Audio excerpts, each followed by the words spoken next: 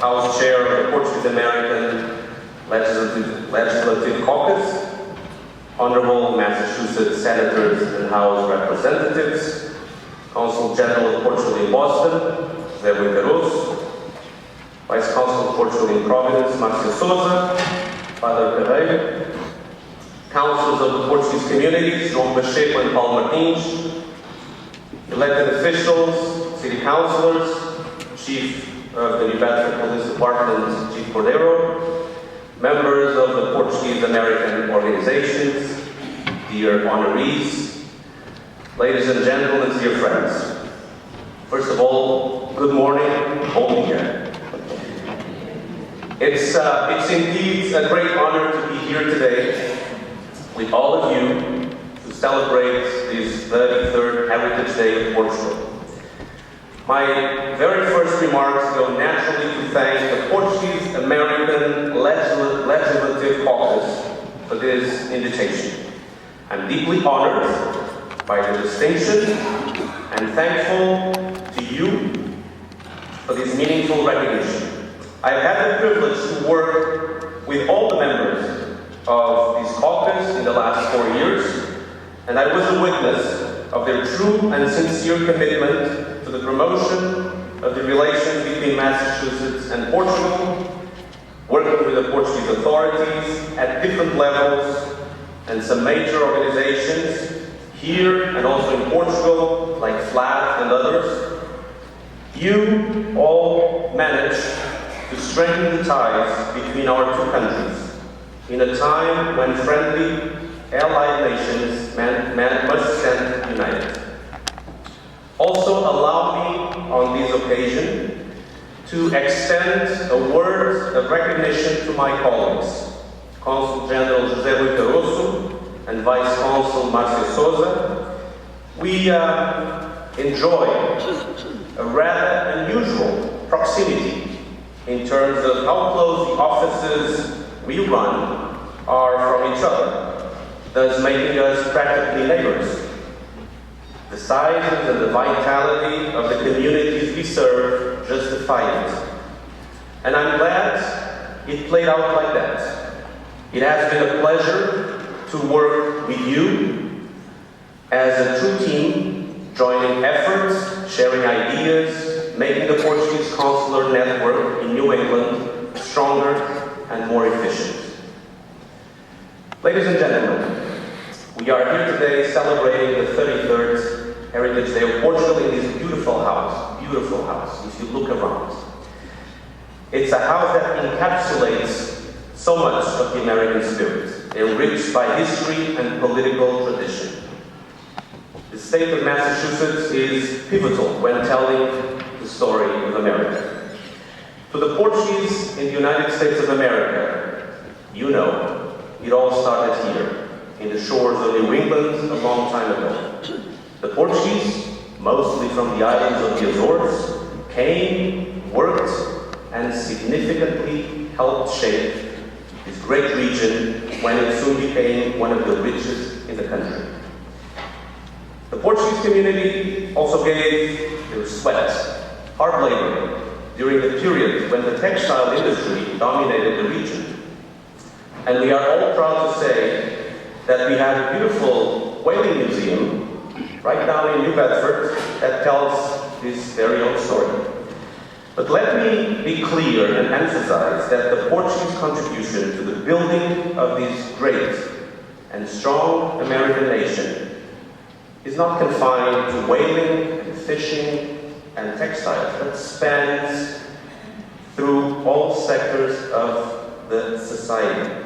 Military, clergy, academics, scientists, business people, artists, public administration, politics. In all of these areas and others, the Portuguese people have made important contributions which have served this country well.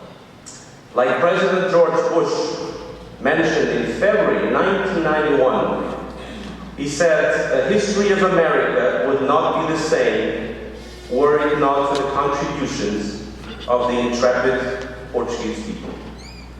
Hopefully, you all know by now the story of Pedro Francisco. You know that Portugal was the first neutral country to recognize the independence of the United States. You know that the Declaration of Independence was toasted with their wine. You know the influence of Abbot Correia da Serra in American politics.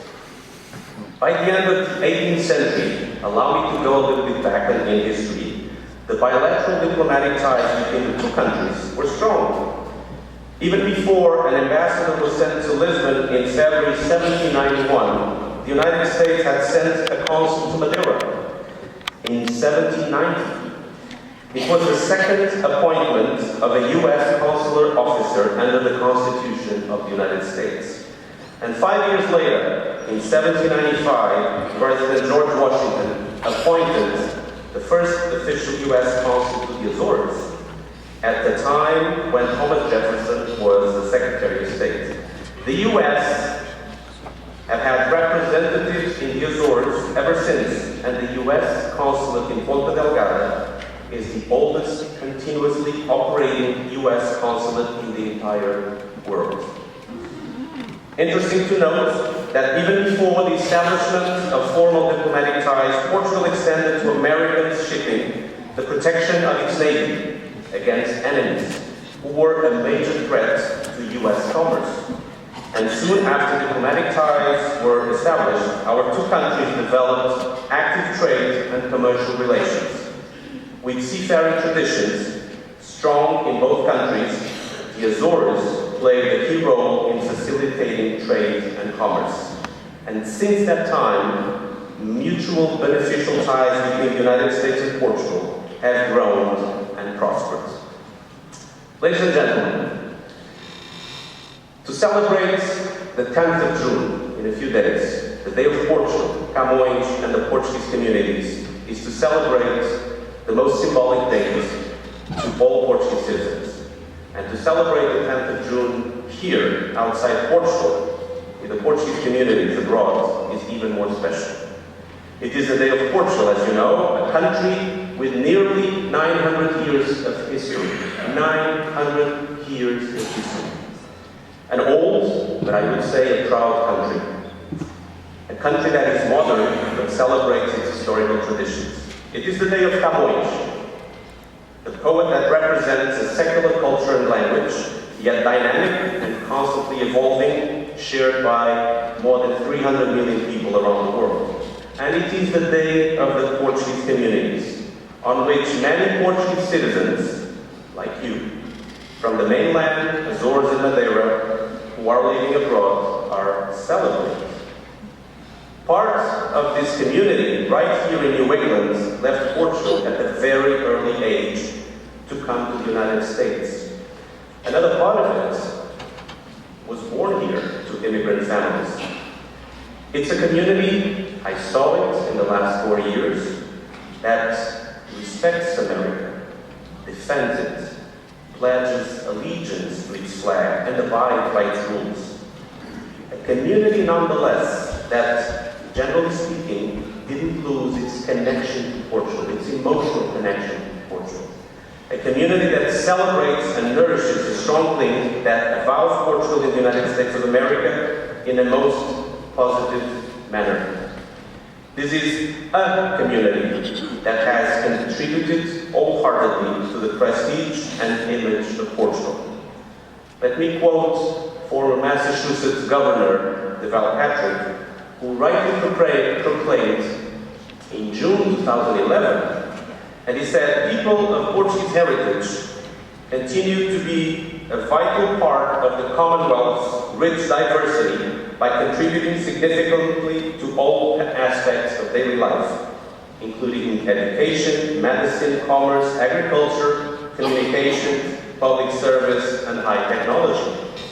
Generations of Portuguese Americans have lived the American dream and continue as exemplars of hope and inspiration. And that contribution must be acknowledged and commended.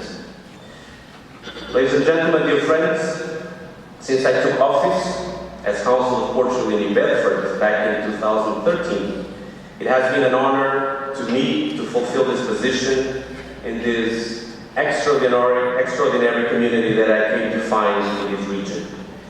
As my mission is about to come to an end, I can tell you that my family and I had the most amazing 4 years of our lives.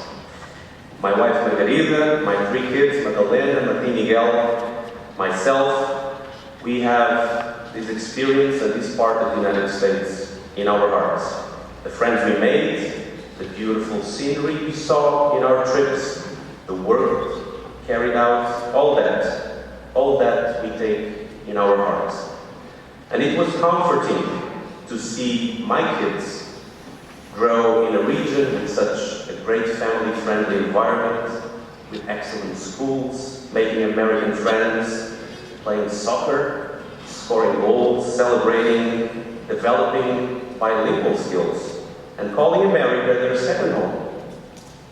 It has been an experience that will shape them as individuals and citizens forever. In the consulate, it was 4 years of pretty intense work, traveling constantly from Provincetown to Seacon, from Brockton to the islands, across Falmouth, Taunton, New Bedford, Fall River, Westport, Dartmouth, Plymouth, Swansea, many other cities. The Consul of Portugal in New Bedford worked hard to be more efficient, to deliver a good service. And it was, allow me to say, modernized, restructured, and the consulate services were extended to Fall River and Taunton to help the community. With the support of João Caixinha, who is right there, Deputy Coordinator for the Portuguese Language Programs and Education Affairs, we worked with a wide range of institutions on promoting the language and education. In this region alone, let us not forget, there are around 90 teachers and approximately 6,000 students of Portuguese language in public, communitarian, private schools, as well as colleges and universities. We try to provide in the consulates, in true joint ventures, a steady stream of contemporary Portuguese artists, musicians, filmmakers, performers, to demonstrate the evolution of Portuguese culture and arts without ignoring the ancient traditions. The Moby Dick Portuguese Marathon, concerts, films, the Viva Portugal Festival, and many others are only a few examples. The strengthening of the political and economic ties between Portugal and Massachusetts also stayed high in the priorities of the consulate. We especially aimed at promoting the political dialogue at different levels. I'm happy to say many friends in this chamber, and also tried to take Portuguese American companies abroad and attract Portuguese investment to the region. The consulate worked with or participated at events of a significant number of local Portuguese American organizations as part of its mission in promoting the cultural, educational, and social betterment of individuals of Portuguese descent. The visit of the tall ship Sagres to New Bedford, also here to Boston, but in my case to New Bedford in 2015, almost 20 years since the last call, to which FLAT and State Representative Antonio Cabral were instrumental, was a special moment for all of us down there in southeastern Massachusetts. Last, but surely not least, the consulate strived to be always available, to be side by side with the Portuguese American community, participating in its celebrations, sharing its expectations and ambitions, understanding its problems, or listening to its ideas to empower it. 4 great years, and the departure is going to be, for me, bittersweet.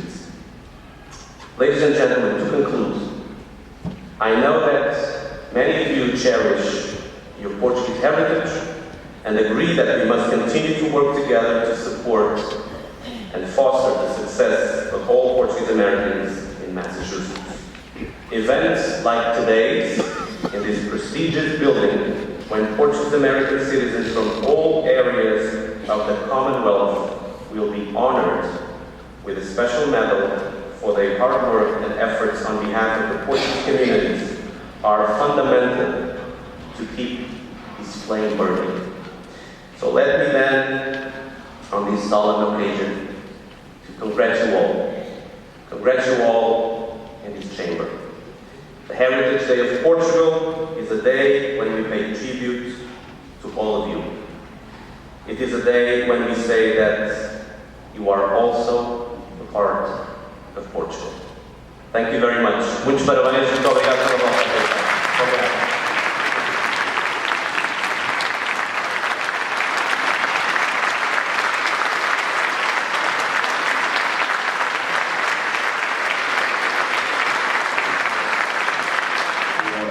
Thank you for your service to Portugal here in the United States.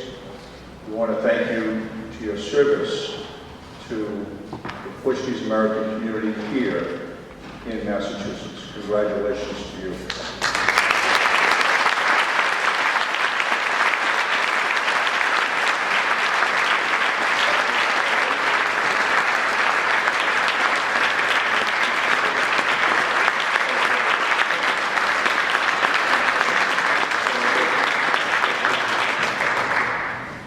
Take care,